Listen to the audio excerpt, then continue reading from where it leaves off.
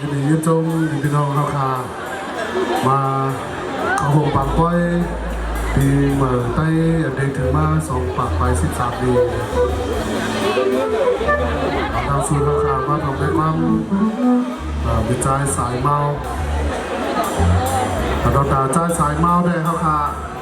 เพราะอยู่ที่เขาค่ะห้องได้เป็นลุงเราค่ะเนาะ